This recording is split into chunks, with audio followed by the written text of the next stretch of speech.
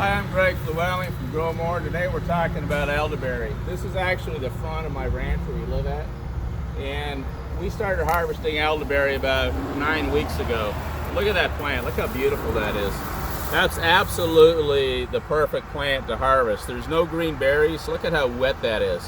We will take this, we will put this in our dryers and we air dry them.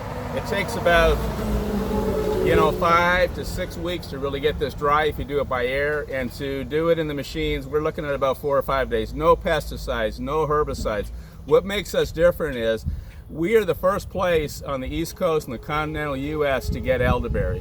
Where the frost line is, we're right by Lake Okeechobee. This is the first place you can harvest them. I actually started working on the other side of Lake Okeechobee about 4 or 5 weeks ago harvesting this.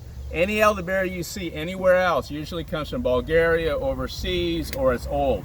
It's like an apple. If you go and buy an apple fresh and eat it, it's one thing. Most apples you eat in the United States are 6 months old. They've been put in wax. This is the difference. Fresh, fresh, fresh. And take a look at that. Isn't that beautiful? We also are going to look for some flowers here in a minute. Most of these are going to berry now, but the flowers are absolutely delicious. We use these in our teas. We also dry them and use them in the Optum 8s, and we also use the flowers in both. They both have very similar. Earlier we used a lot of the flowers. I like the fragrance of the flower a lot in the tea, but the berry is just such a staple for your respiratory, your canyons, your vitamin C's. It's just an incredible plant. It's a real gift from God.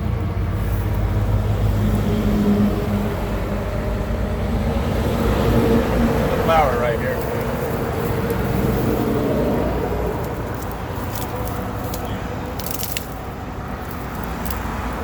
Right here you can see an elderberry flower. This is just bloomed, and you can just see now it's starting to make the little berries, which should become this. So this is actually a pretty good example. You can see the 3 stages. You have the elderberry flower, which comes first, which we make teas out of for regen. And then you get this after,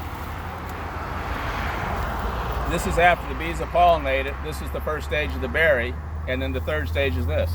So it's actually a pretty good example. This is on the front of my ranch, so there's a little swampy area back here. They like to have their feet wet. No pesticides, no herbicides. This goes direct into the body. Thank you.